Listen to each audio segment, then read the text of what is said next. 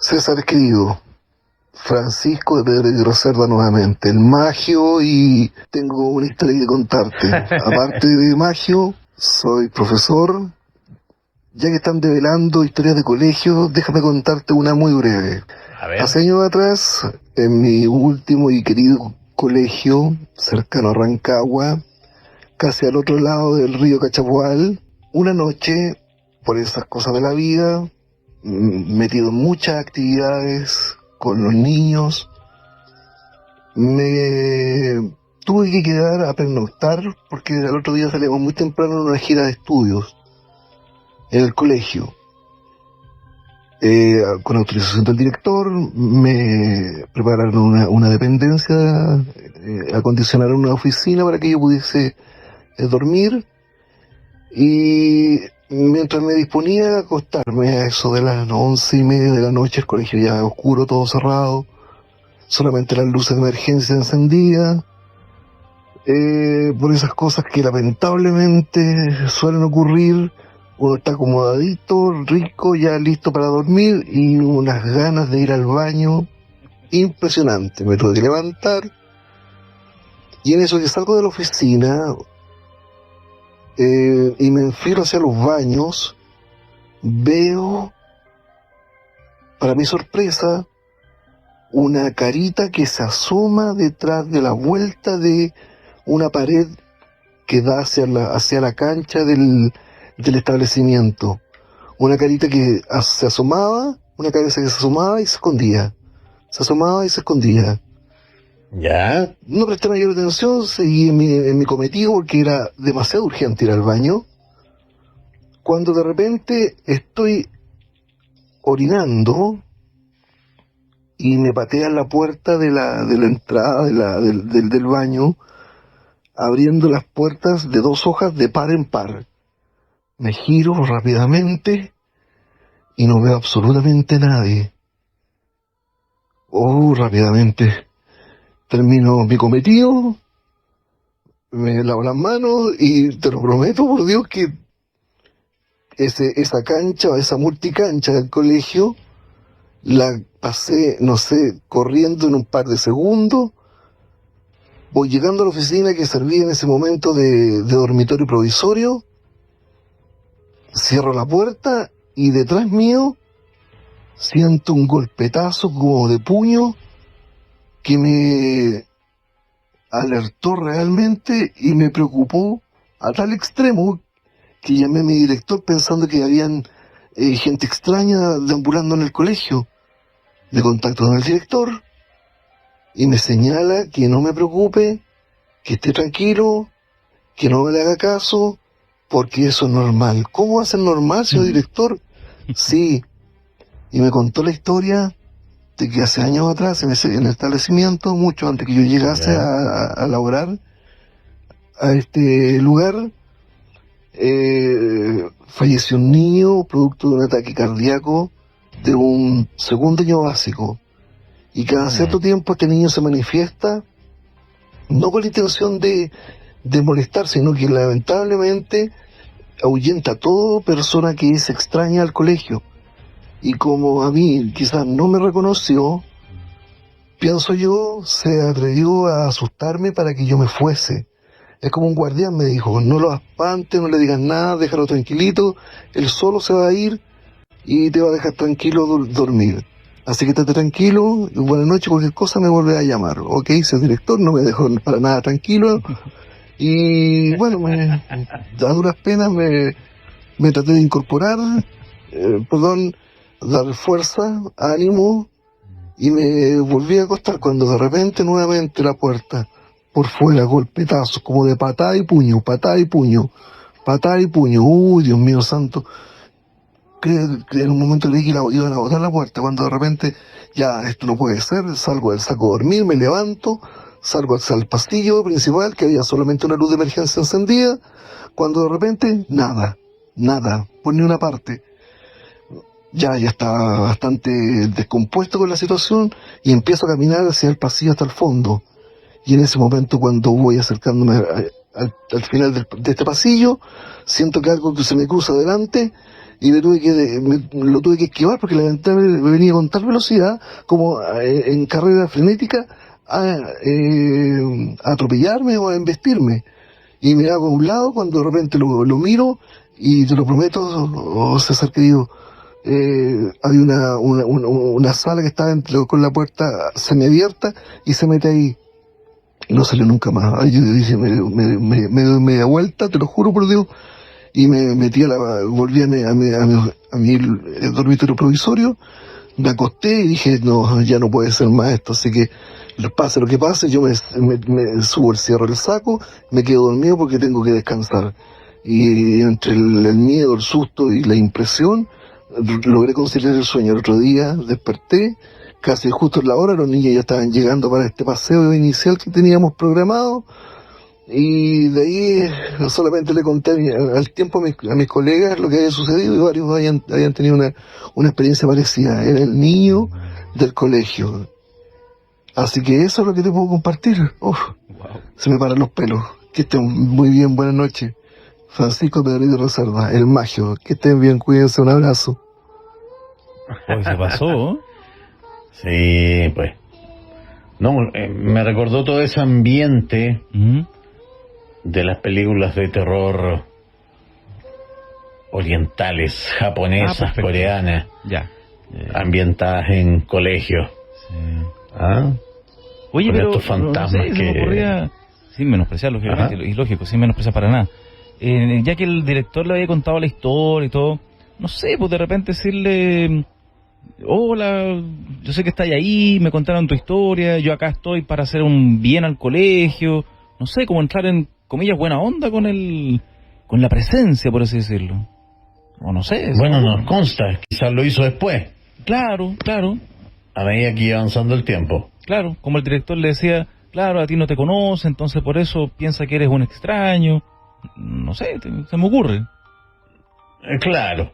Ahora bien, tenés que pensar que quizás para el director, a pesar de que conocía la historia, no era tampoco prioridad uno. No pasaba de ser claro, no quizás era una tema, anécdota. Claro, eso, claro. Claro. Pero no, imagínate esos largos pasillos de los colegios. Claro, sí. Y que aparezca ahí al final la silueta de un niño. Uf. Me salió Carlos Pinto eso. Oye, ¿habrá colegios donde no pase eso? Me tinca que en todo colegio ocurre. Porque debe quedar energía de los niños, o los niños que ya partieron, niños, niñas, ¿me entiendes? Debe pasar en todo colegio, ¿eh? Yo tuve, no sé si la desgracia o la suerte de estudiar en un colegio construido en los albores del siglo XX. Mira, ya. El Salvador Sanfuentes, Ya. en Catedral con Matucana. Claro. Colegio enorme, con pasillos larguísimos. Sí. Totalmente... Era un mausoleo. Es lo único que te puedo decir. Perfecto. Sí. Era un enorme mausoleo en donde efectivamente el frío nos pegaba de frente en el invierno. Lóbregas salas, lóbregos laboratorios con cocodrilos disecados y unas bibliotecas dignas de Hogwarts. Claro. No, Oye, sí, era heavy el asunto. Y había lugares que tenían su historia. Claro. El teatro, qué sé yo, ciertas salas en las que uno nunca entraba. Por supuesto que sí. Oye, además para hacer una película ahí, ¿eh? Absolutamente. Claro. Hola amigo César Parra, habla Rodrigo de acá de los Andes. Una vez te conté una historia que me pasó trabajando en el Hotel Portillo. Y como nunca le escuché el programa, entonces la voy a decir de nuevo, contar de nuevo. Bueno, la historia comienza cuando fue mi primer trabajo, en realidad, cuando salí de cuarto medio. Y como no recién salí de cuarto medio, con 18 años me designaron a paseo de noche en la cocina principal del hotel. Y era, bueno, como primera temporada, siempre hablaban, escuchaba las a las personas que llevaban más temporada, a la gente de planta que trabajaba ahí, que siempre penaban en el hotel. De hecho, ha muerto mucha gente en el hotel, trabajadores, turistas y todo eso. Bueno, entre la cuadrilla que habíamos éramos 4. Y uno era un marino del Rodrigo Aliaga, que era de la tripulación de un submarino del Simpson. Y el otro muchacho era el Claudio, no me acuerdo el apellido, pero sé que era de Lonquimay. Y el otro era Alejandro Torrejón, ese muchacho era de Viña. Éramos todos jóvenes, y el más adulto era el marino, que tenía como 23, 24 años en ese momento. Y todo bien, pues, la temporada, nunca nos pasó nada. Solamente escuchamos a los otros muchachos del aseo, lo que hacían aseo a los pasillos, a los comedores, al gimnasio, que siempre le movían las cortinas, le apagaban las luces, y nosotros lo reíamos porque no le creíamos. Antes de un día, terminando el turno, a esa hora de las 5, la cocina, te cuento que está en el segundo piso del hotel, y la entrada de la cocina es como de esas puertas de vaquero. Y en ese momento nosotros estábamos ya como terminando, escuchábamos música en un computador, y estábamos en eso, apagando un computador con el Rodrigo, y el que estaba de frente era el Claudio, el muchacho del sur. Entonces se escuchan las puertas como de vaquero, cuando se abren así, se golpean entre ellos, y miramos para atrás y no veía a nadie. Y miramos al Claudio, y el Claudio con ese gesto, no sé. Entonces lo primero que se le ocurrió mirar la ventana, porque a veces la dejaban abierta y a veces había viento blanco, y no, pues ese día estaba estrelladito, ni un viento. Entonces ahí nos preocupamos, pero dijimos, ya, lo tomamos como normal. Entonces, a bajar de la cocina hay que dejar todas las llaves cerradas, hay que dejar el gas costado y apagar las luces. Y en eso, como las luces están dentro de la cocina, ya la apagamos. Y bajando como el tercer, cuarto escalón, escuchamos que se abrieron las llaves. Y la entrada de la cocina es la llave de la pastelería. Y se abrió las llaves sucesivamente, la pastelería, el cuarto frío, las llaves del cuarto caliente, incluso las del baño que están atrás, al lado de montacarga. Y ahí lo asustamos, así, obvio. Bueno, el Rodrigo no, como buen marino, buen soldado de la patria, no. Él se devolvió, cerró las llaves nuevamente y bajamos. Y en ese momento que estábamos bajando, se nos prendieron las luces. Y ahí dijimos, esto es grave. Así que bajamos, llegamos, y en la recepción estaba un guardia. Y un guardia era grande, Diego se llamaba el muchacho. Y era luchador de vale todo, así que era un muchacho valiente, con el marino, entre los dos, listo, vamos, ya. De nuevo. En ese momento estaba la luz encendida y la apagamos, ¿no? Entonces, como no creyó, lo acompañó nomás, ya, para dar el informe, porque en caso de si se quedan las luces prendidas, porque se estaban prendiendo solas, para que él estuviera de testigo que sí, que las luces se encendían solas. Apagamos las luces, vamos bajando y se prenden las luces y se abren nuevamente las llaves.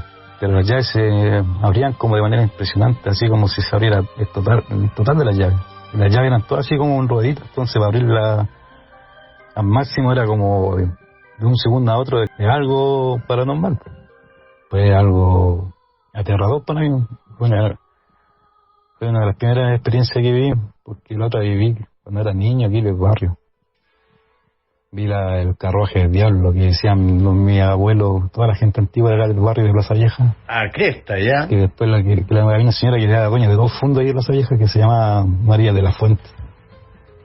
Y decían que ese pasto del diablo, y cuando murió, le contaron muchas historias. Y de ahí, de ese momento, cuando ella murió, se vio por primera vez en ese lugar el carruaje del diablo. Lo han visto varias personas, yo lo vi cuando era niño, con varios niños, pero ese es otro cuento. Si te gusta, ahí te lo podría contar. Bueno, esa es la historia, ojalá que ahora salga. O si quieres tú la dices, porque yo no soy muy bueno para contar historias. Y soy peor para contar chistes. Buenas noches, que estén bien, saludos. No sé si terminar la historia porque queda un audio, tocayo. Buena historia sea. Démosle nomás por si acaso. Vamos. Y por último, otra cosita más, una petición, si se puede, para el Santiago Cepérico. Que una vez tú en el programa de Huevos en televisión hablaste sobre las 4 espadas que custodiaban Santiago. Bueno. Y que tú sabías de una y las demás las sabía el presidente Frey. Sí, pues, sí, dijiste eso. Y me dejaste ahí metido con eso, pues, para saber qué onda la espada, las 4 espadas que custodian Santiago. Buenas noches.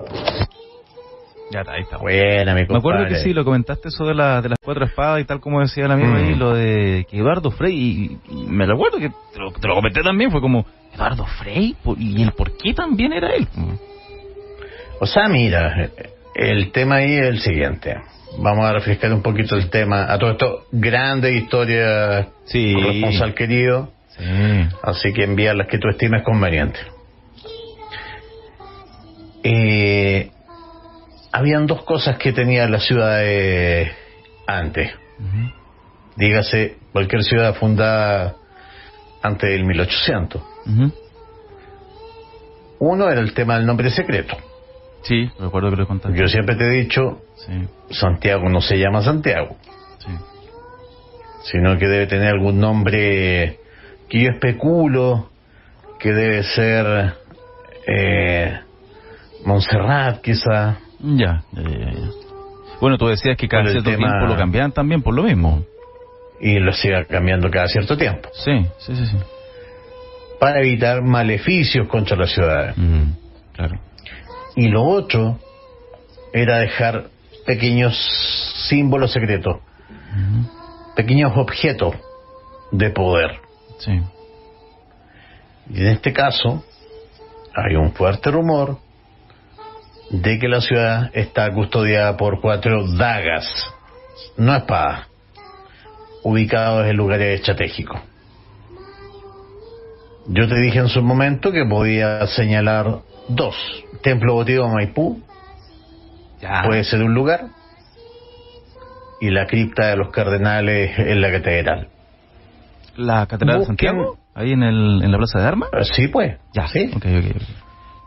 Busquen por ahí, en el caso de la cripta de los cardenales, en la puerta. Recuerdo que en tú las decías rejas. que había una que estaba a la vista pero camuflada, algo así me parece que tú contaste. Esa es. Ya. Sí, me acuerdo. Sí. Y las otras, en el fondo, yo ya puedo especular. Me tinca que una está en el Templo Votivo Maipú y la otra puede estar en el ex Hospital San José. Sí, me acuerdo que lo comenté. Pero no voy a... No. Oye, pero, a ver... Y además que, ojo, en el fondo, por eso, ahí entra el tema de Eduardo Frei Ruiz-Tagle. Sí. Él pasa su luna de miel en Austria. Sí, lo contabas tú. Con Martita Larrechea. Sí. ¿Alojando dónde? Donde el embajador de la época. Claro, sí. Miguel Serrano. Uno de los más grandes esoteristas de este país. Sí, me acordaba. Así que se cae de cajón, po. Que algo sabe. Oye, ya para cerrar este paréntesis, si alguien, no sé, eran 4 ya, si alguien tuviera las 4 espadas, no sé, se supone que le pasaría alguna calamidad a Santiago, no sé, algo así. O sea, en el fondo ocurriría lo mismo que en el tema del nombre secreto. Ya.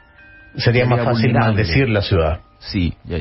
Sería más fácil arruinarla, hacerle daño, generar quizás incluso accidentes naturales. Ok. Fíjate bien, por ejemplo, ciudades relativamente nuevas generalmente resultan más arrasadas que ciudades antiguas. Entre comillas, es raro. Entre comillas, como que, no sé, las ciudades viejas creían en estar, comillas, bautizadas, así como pasa con las personas que ahora no bautizan. Como eso. Ya. Justamente. Perfecto. Don César, buenas noches. Le escribo para contar una de mis anécdotas. Hace algunas décadas, mi familia se cambió a vivir a un sector de Maipú, cercano al Abrazo. En aquel entonces, todo era campo, obviamente. Muy pocas casas y con mucha esencia rural. En aquel tiempo, yo trabajaba en un supermercado de Vespucio, cercano al Mall Plaza Oeste, donde entraba a las 7 a.m. Un día de madrugada, salí temprano, como siempre, tipo 6:15. Al llegar al camino a Melipilla, me doy cuenta que no tenía ni mis documentos ni dinero, por lo que decidí volverme a casa. En aquello que me devuelvo, un perro negro, tipo Rottweiler. Al llegar a la casa, el perro seguía detrás mío y me ladraba de una forma amenazante. Gran susto tenía. Jamás me había pasado algo así. Y mi temor aumentó cuando intentó entrar a la casa. Cuando intentó, el perro entrar a la casa. Pero lo logré evitar. Entre mi asombro, los dos perros de mi casa, en aquel momento, no ladraron ni nada. Al pasar los días, lo conversé con el abuelo de mi expolola, don Oscar, quien me contó que antiguamente, en las zonas rurales, aquellas situaciones se atribuían a que el mandinga intentaba entrar a la casa por alguna mala intención de un cercano o envidia. Nunca supe por qué ni quién intentó hacer daño. Mi nombre es Ariel. Buena historia, ¿eh? Clásica. Mira, historia. no hace tanto. Sí. Mira, Sí. A ver, ¿qué es lo que destaco de la historia? Estamos en un borde encantado, donde el campo va desapareciendo, la ciudad se va imponiendo, pero aún todavía camino al bus que te va a llevar a la civilización, Claro. aparece este espectro del pasado, este perrazo, este Rottweiler.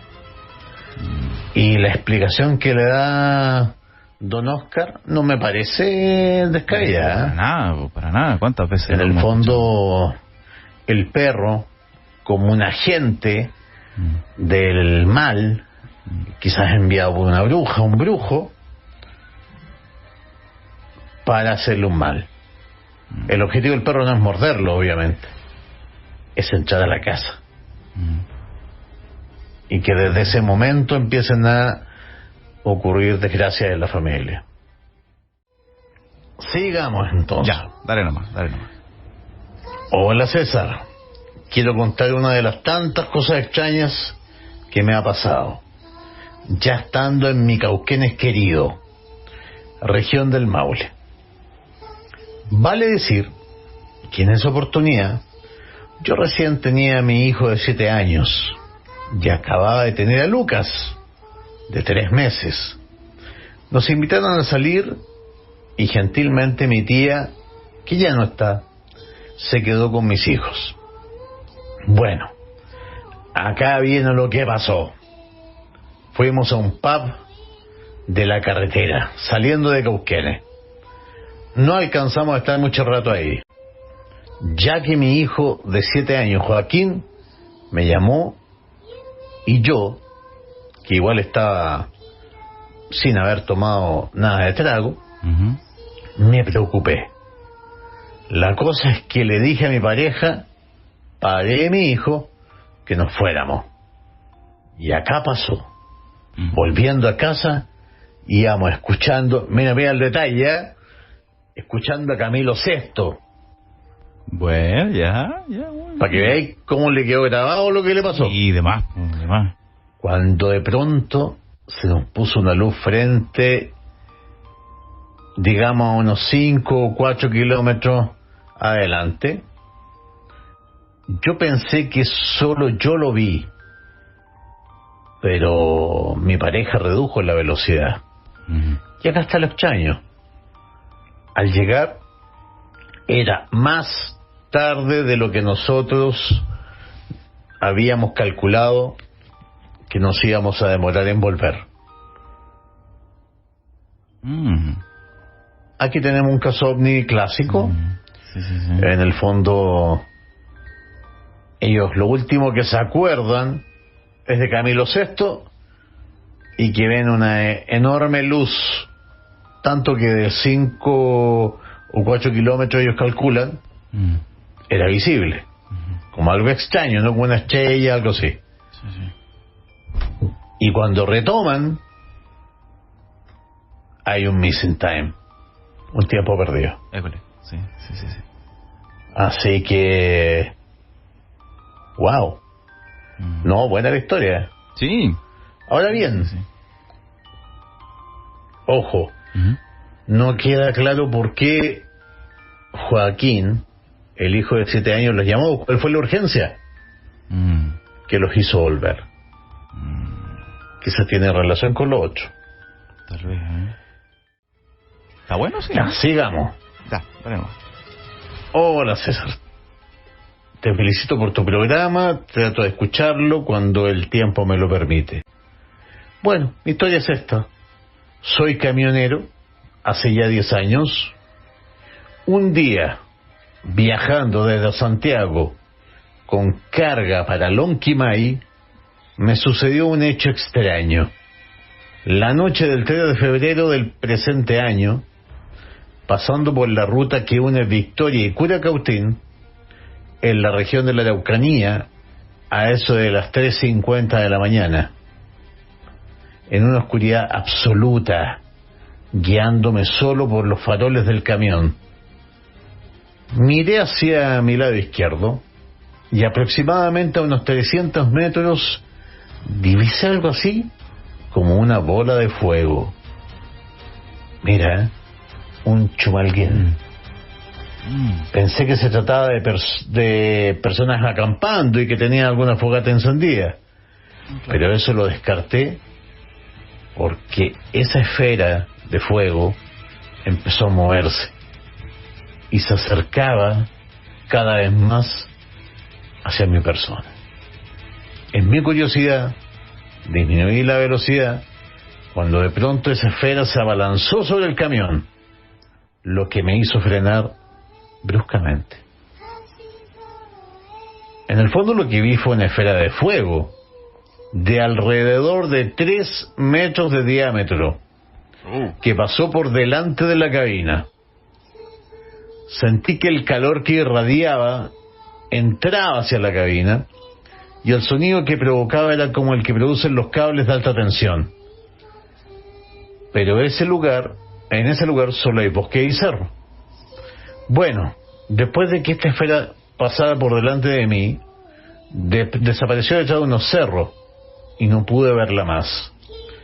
Con el paso de los días me daba vueltas en la cabeza lo que había sucedido y empecé a investigar, logrando información con personas que viven en esas zonas.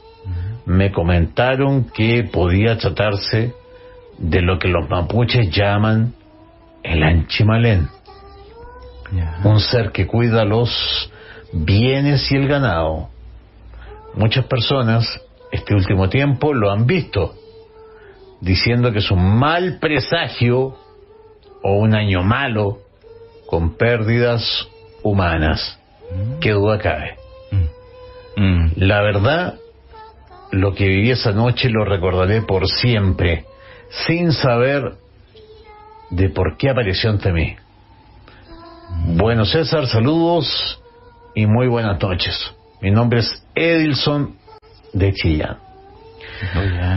¡Wow! Sí. Gran historia.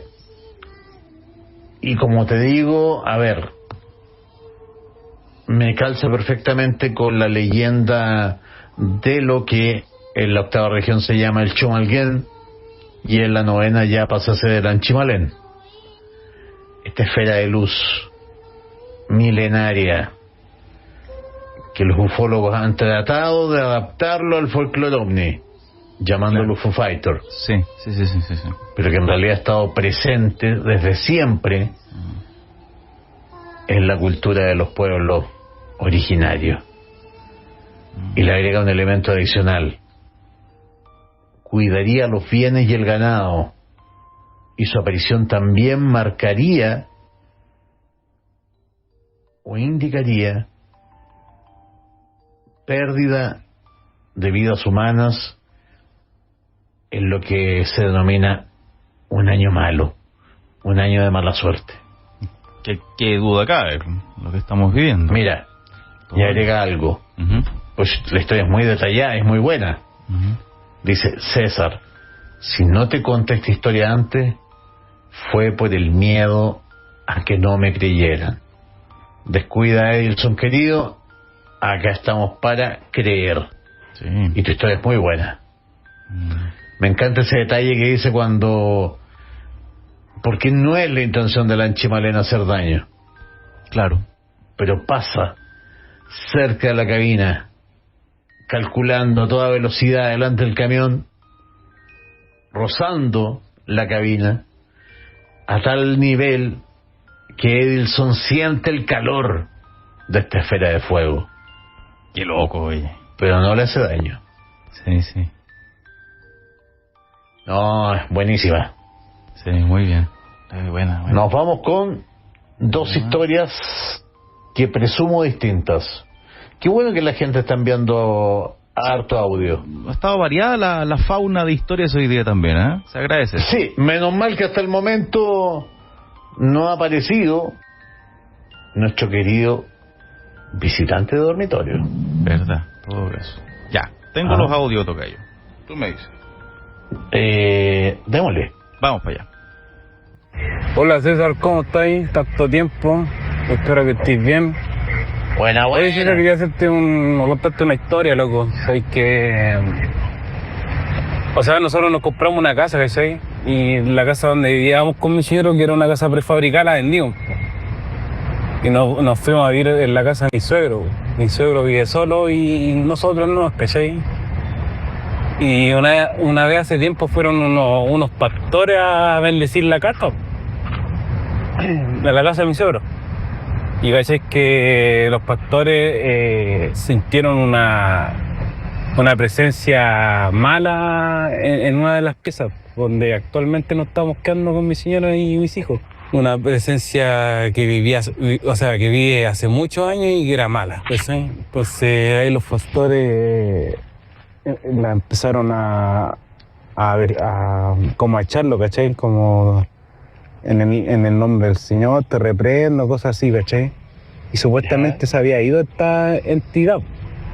Pero sabes que cuando estamos en la casa se pasan puras cuestiones, se accidenta mi hijo, ¿cachai? O sea, se cae de la cama o puras cuestiones malas, ¿cachai?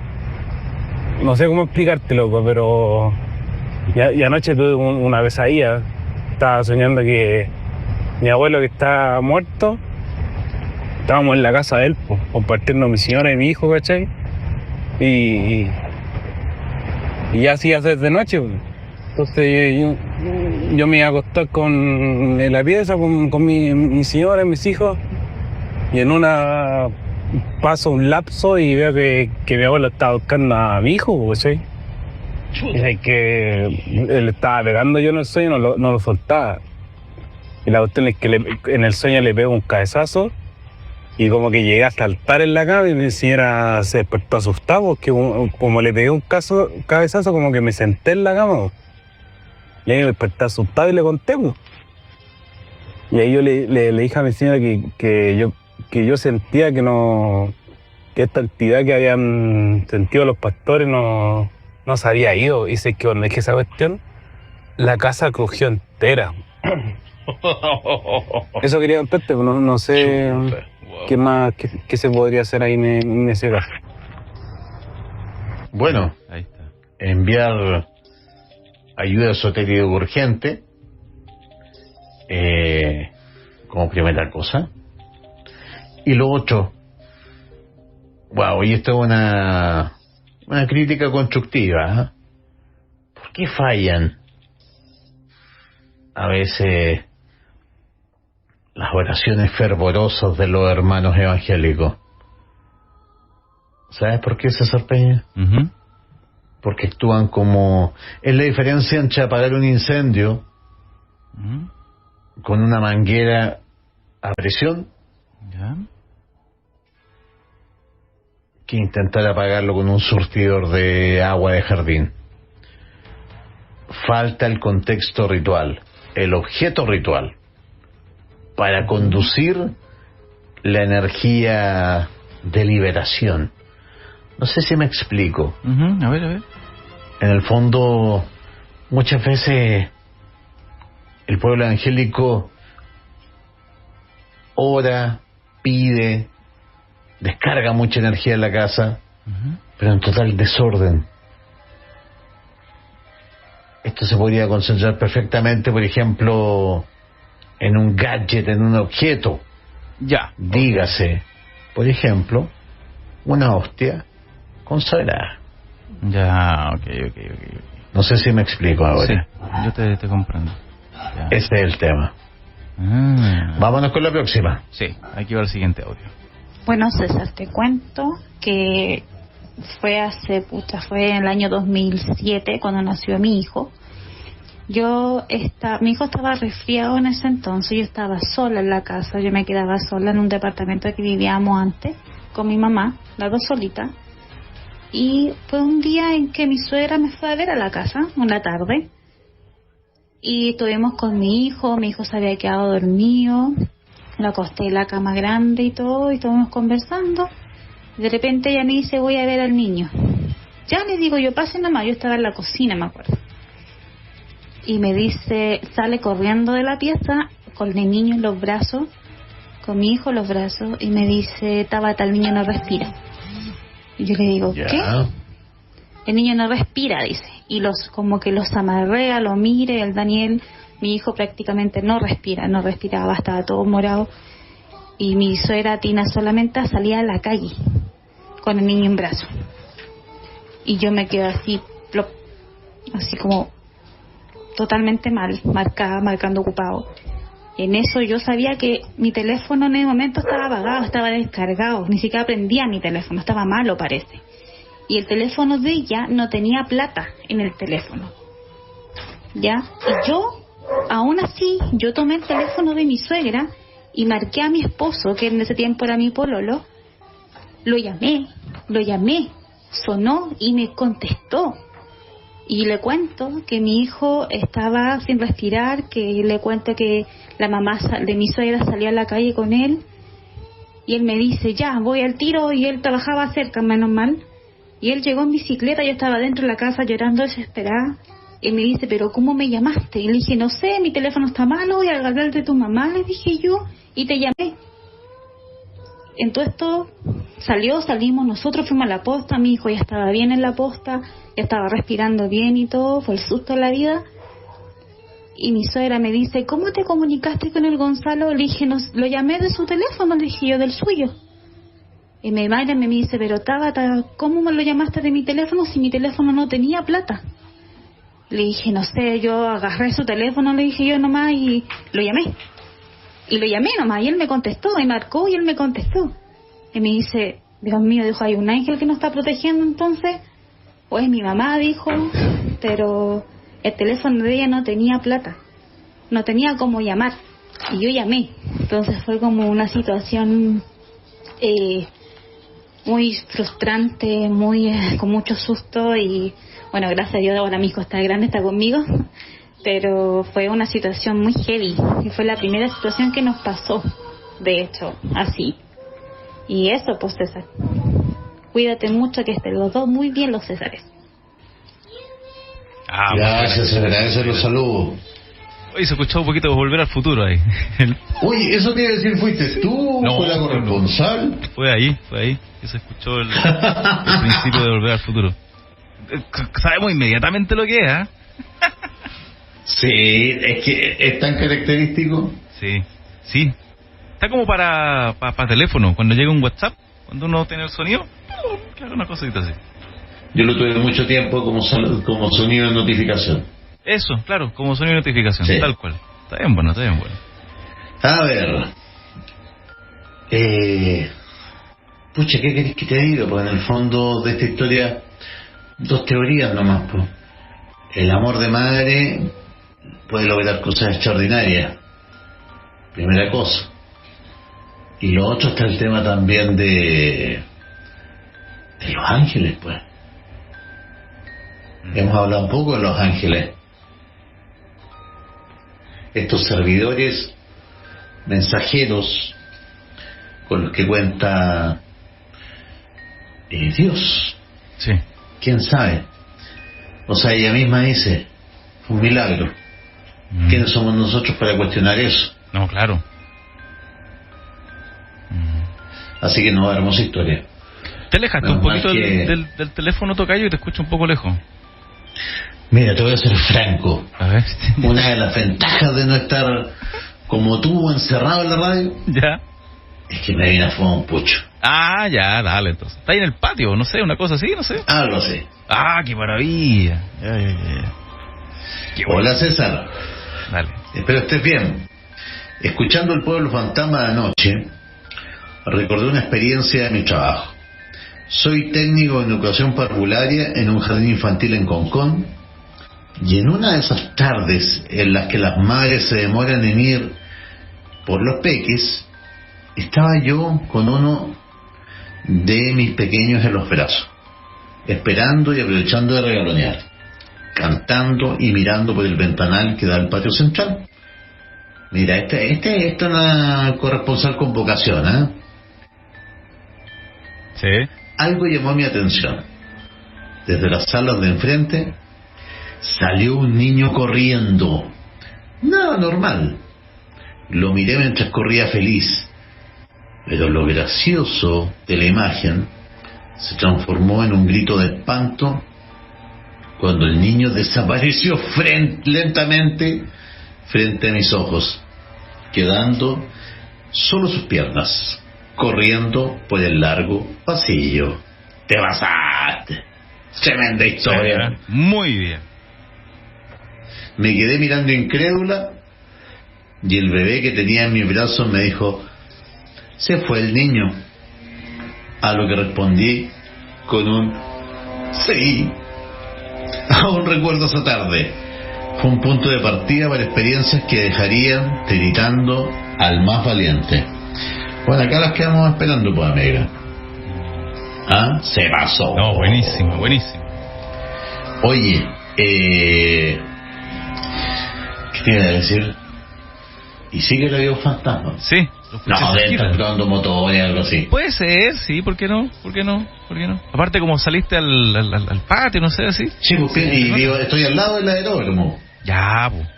Debe ser eso. Ahora. ¿Por qué no? ¿Por qué no? Sí, pues. Oye, qué buena la historia. ¿Sabes qué? Ujú.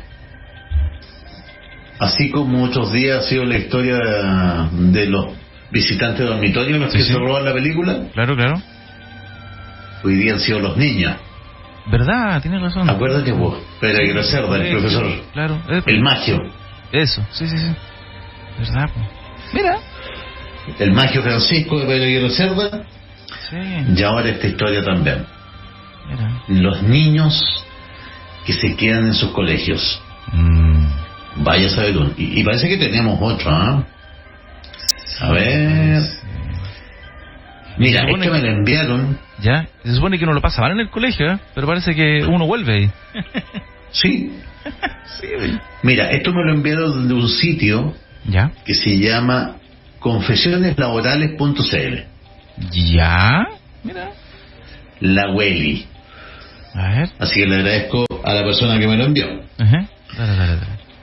Soy educadora de párvulos y hace años, trabajando en un jardín particular, teníamos un niño que andaba para todos lados con su nana. Ella adoraba al niño y el niño a ella, ya que, como pasa mucho en estos jardines, las nanas cumplen una función fundamental en la crianza y en lo afectivo en los peques. ¿Qué duda hay? O sea, efectivamente, muchas veces Yo no me gusta llamarla nana, prefiero llamarla colaboradoras. ¿Ya? ¿Cómo suplen el rol de los padres que trabajan? Sí. Ese rol afectivo. Sí, que llega a ser más importante a veces que el de los propios papás. Incluso llega a ser más importante. O sea, permíteme una pequeña rima. Yo te comenté que Jorge Alessandri no tenía foto de su padre ni de su madre en el velador. Sí, pues, nos acordamos. Tenía la foto de la mamá Carmen, la campesina de Renca que lo amamantó cuando niño. Tal cual. Eso te dice algo, la importancia de las colaboradoras, las antiguas mamas. Sí. Ya, pues, sigamos. Ella era mapuche y vivía lejos de su comunidad y familia por motivos personales que nunca nos contó. Le daba mucha tristeza recordar el tema y era una persona maravillosa. Participaba en todo en el jardín. Hacía talleres de cocina mapuche y de tejido en telar. Y estaba ahí presente en todo sentido. Paseos, reuniones, fiestas. Hasta en las celebraciones del Día de la Madre era ella quien iba, ya que la mamá del niño viajaba mucho. A ver. Ya, aquí volviste, se nota, oye. Sí. Ya me fumo el pochito. Eso, muy bien, muy bien. La verdad es que los niños, muchos de ellos preparaban 2 regalos para el Día de la Madre. Uno para la mamá y otro para sus nanas. Yo creo que con suerte esas mamás y papás los veíamos 2 o 3 veces en el año. Bueno, un día viernes el niño faltó y en la tarde, cuando estábamos cerrando el jardín, vemos pasar a esta señora con el niño de la mano por la vereda de enfrente. Y nos pareció raro. Así que la llamamos y ella solo se volvió a mirarnos, sonrió, nos tiró un beso y dobló en la esquina. Yo crucé corriendo para preguntarle por qué había faltado el niño. Sí. Pero doblé en la esquina y no la vi más. Nos pareció raro verla ir en esa dirección. Así que llamé a la mamá para preguntarle por qué el niño había faltado.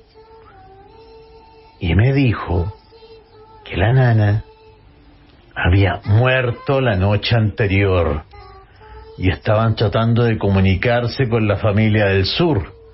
Y el niño se había quedado con la abuelita ese día y que todavía estaba allá. Sentí cómo las piernas se me doblaban. Casi me desmayé. La familia de ella, por temas económicos, no se la podía llevar al sur. Así que una educadora del jardín ofreció un lugar en su nicho familiar del cementerio y el velatorio fue en el jardín. Las mamás juntaron plata para sus gastos. Su jefe no fue mucho lo que aportaron. Se invitó a una comunidad mapuche e hicieron una ceremonia hermosa. Todos los niños y niñas caracterizados como mapuches, con comidas típicas. Mientras escribo, se me caen las lágrimas. Por mucho tiempo los niños en el jardín la vieron y le decían la Abuela María. Nunca olvidaré cómo se fue a despedir de nosotras. En su honor, la biblioteca se llama Biblioteca Abuela María. Mira qué bonito. Ya hay una foto en su honor. ¡Tremenda historia! Buena. Sí, qué bonito. Escalofriante, llena de amor. Sí. Y con muchas verdades. También, sí. Así es. Qué buena historia. No, tremenda historia. Sí. Hoy ha sido el día de los niños. Sí, en distintos ámbitos. Y a su vez también de las colaboradoras en sus rituales. O sea, finalmente, producto del desapego que ella tenía con su propia familia y comunidad, terminó tomando al jardín como una especie de segundo hogar. Sí. Notable. Sí, hermosa historia, de verdad. Hermosa historia. Y muy bien contada. También. Continuemos. Hola César. Acá te mando otra historia de la familia. Espero que sea de tu agrado. Me falta otra más. Son 2 en una. Buenas noches Césares. Por acá Pedro. Saludos desde Valparaíso. Aquí va otra historia, pero esta por parte de la familia de mi papá. Esto también hace muchos años atrás. Voy a contar las historias desde las más antiguas hasta la actual. Mis abuelos paternos, con todos sus hijos, que son 7, vivían y algunos viven en San Roque, más arriba de donde vivían mis abuelos maternos con su madre. Este sector prácticamente era campo en aquellos años 50. Los caminos eran de tierra, sin alumbrado eléctrico y quebradas bastante oscuras. Incluso aún hoy en las noches se ven muchas cosas raras, pero nadie decía nada, supongo por miedo al ridículo. Ojo, se veían luces blancas en las quebradas, casi al fondo de estas. Yo también las vi cuando niño, pero nunca les seguí en juego. Mi tía, la hermana de mi papá, también vio la luz mucho antes de que yo naciera, y me contó que antes, cuando aún no instalaban el alcantarillado en el sector, tenían un pozo séptico, casi al fondo de la quebrada, bien lejos de la casa dentro del sitio. Nunca bajaban solos en la noche. En una ocasión de esas visitas al baño de noche, 2 tías vieron aquella luz blanca aparecer cerca de donde ellas estaban. El asunto es que esta luz empezó a moverse y estaba... Esta ya la habíamos contado. Pero no sé, no me suena. Valga la pena repetirla. Ya. Sonaba como quien fría un pescado. ¿Te acuerdas? Ay, me acordé. A ver, qué bueno, sí. Pero qué bueno que la repetimos. ¿Sabes por qué? ¿Sí? ¿Cómo describió el camionero el ruido de la bola de fuego? Como si fuera un cable de alta tensión.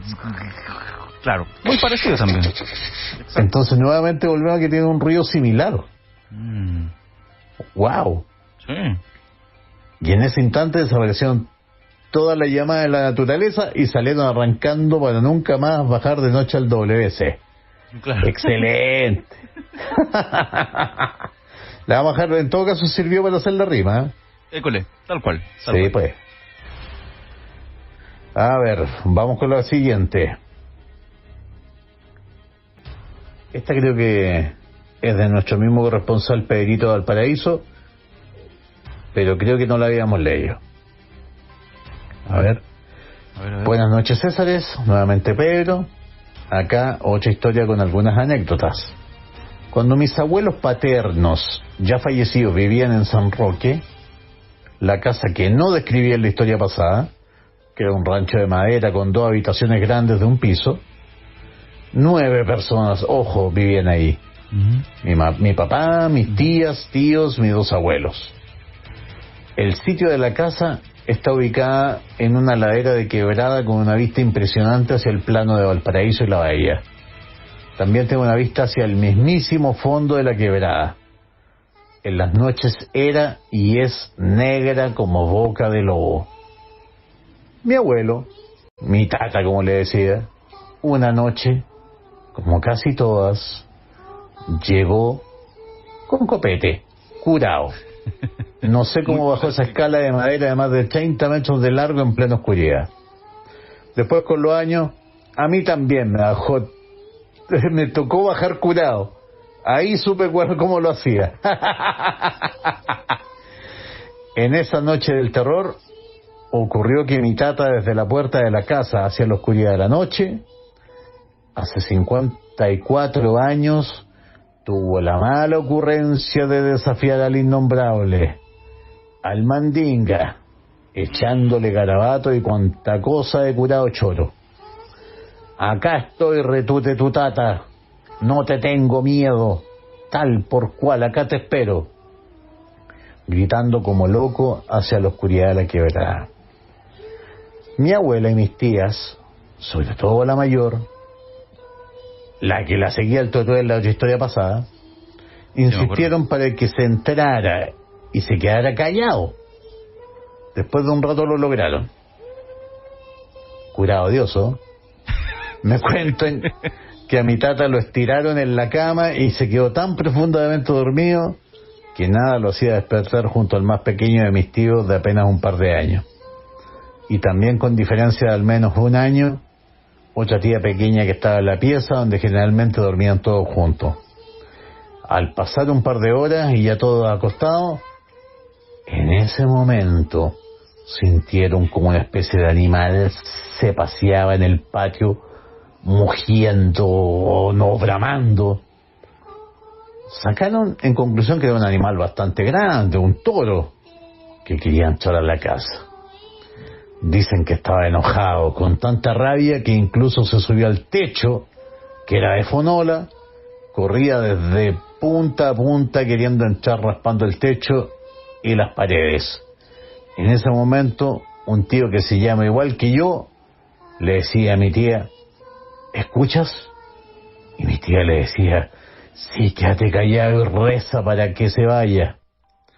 Mientras mis tías y mi abuela rezaban lo más que podían, las guaguas estuvieron tranquilas toda la noche, incluso mi prima dentro del vientre de mi tía.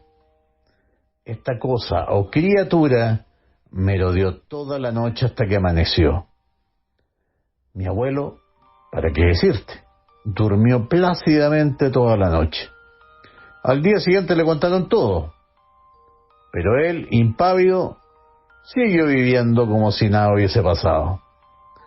Pasaron los días y sacaron conclusiones que si no hubiese sido por los niños y por las cruces de palqui oportunamente colocadas sí, en puertas y ventanas. Conozco eso, sí. Así es. Una excelente concha. Dos cosas se dan acá: la cruz de palqui y la protección natural que los niños tienen hasta los 12 años. Esa bestia hubiese entrado y se hubiese llevado el alma de mi abuelo por haberlo desafiado. Con los años mis abuelos se fueron a vivir a Playa Ancha. Y algunas tías y tíos también se fueron de la casa, ya remodelada hace tiempo, mientras que el resto, mi tía mayor y mi papá, se quedaron a vivir en el terreno. Acá siempre hubieron perros grandes y bravos, pero aún así cosas raras seguían pasando en ese sector.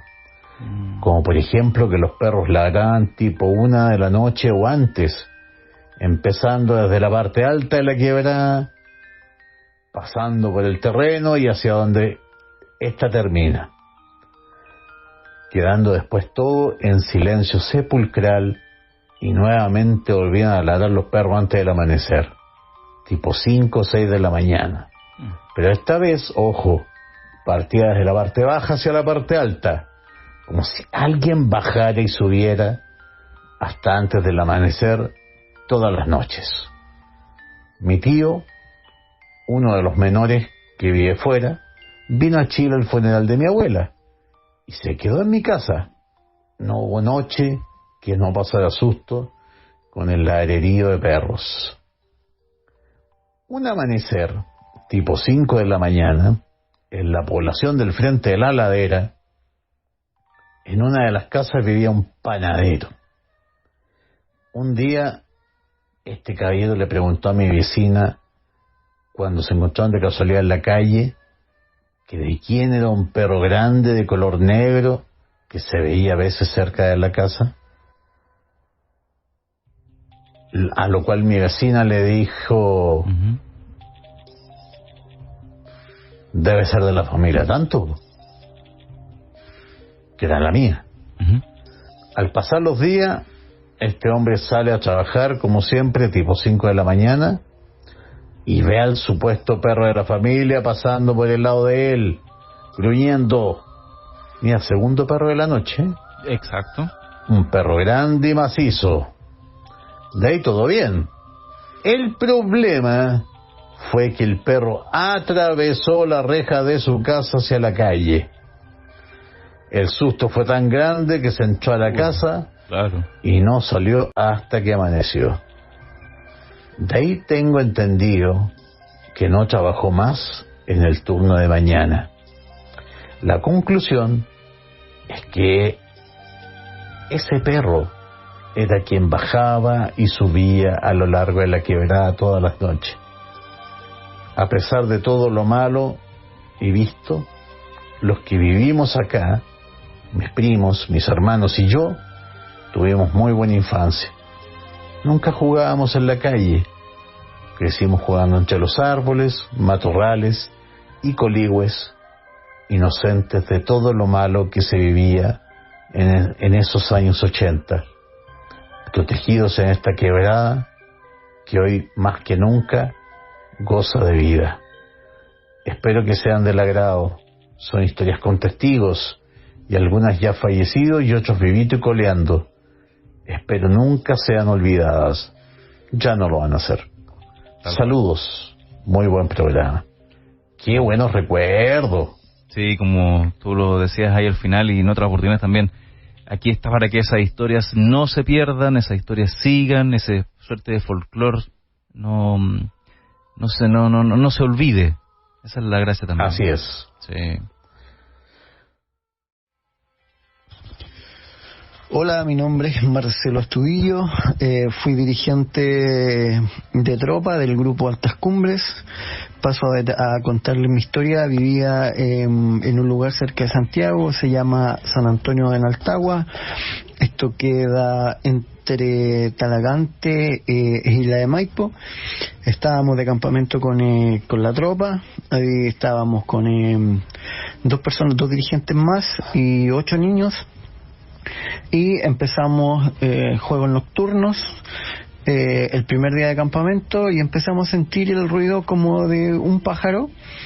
Al comienzo no nos llamó la atención, pensamos que era un ave nocturna, no sabíamos bien qué podía ser, pero después nos llamaba la atención que sentíamos el ruido de este pájaro al lado de nosotros, cerca de la carpa de los niños, cerca de la carpa de los dirigentes, y un dirigente salió en busca de él, y nos parecía extraño que andábamos todos con linterna los dirigentes, y ya había pasado la noche, eran cerca de las 12 de la noche, los niños ya acostados, y nosotros los dirigentes planificando para el otro día, cuando sentimos ruido cerca de la carpa de los niños.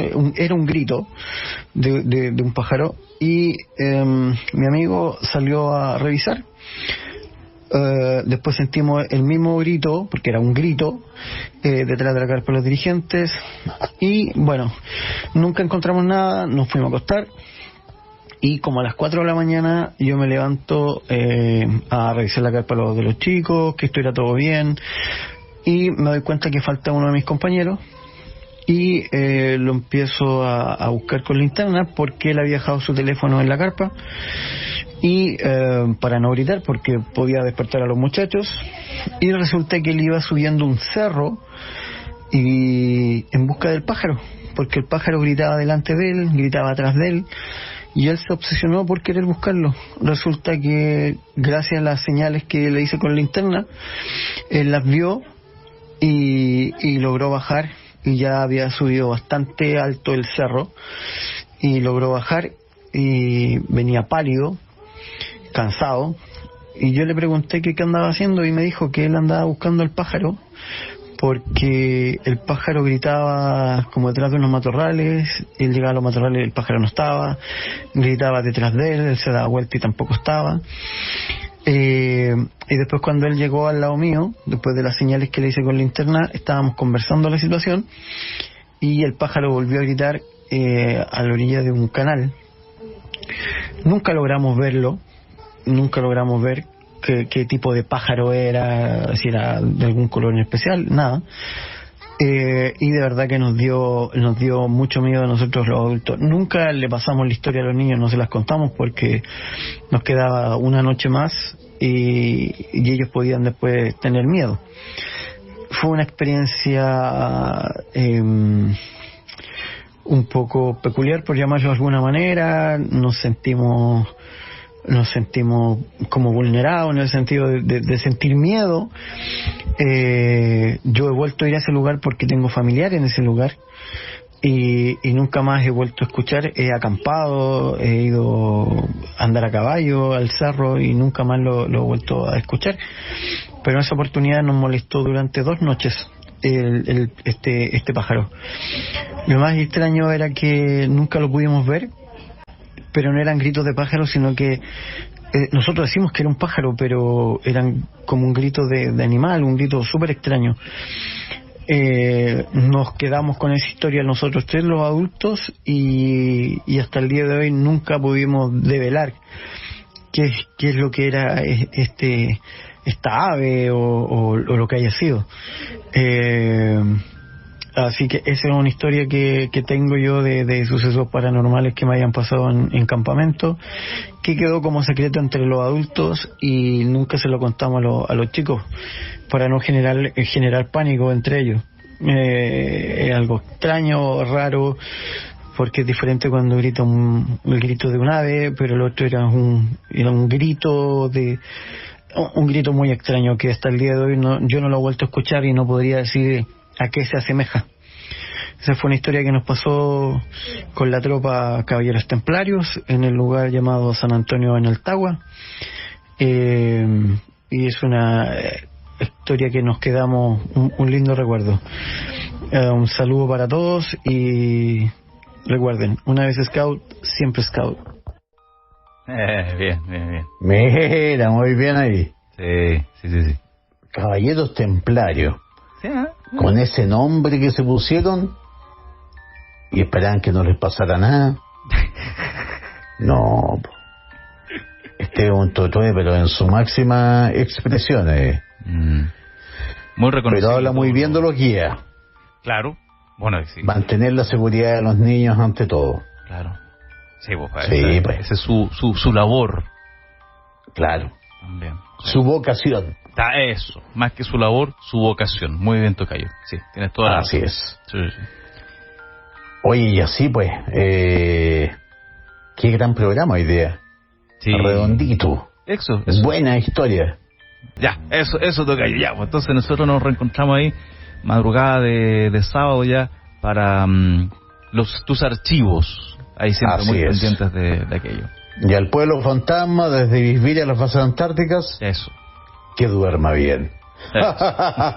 Como el doctor Morty. Muy bien. Así, tal cual.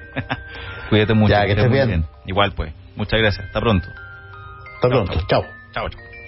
Y amigas, amigos, hasta acá dejamos El Pueblo Fantasma, versión radio de esta semana, a través de las ondas de ADN.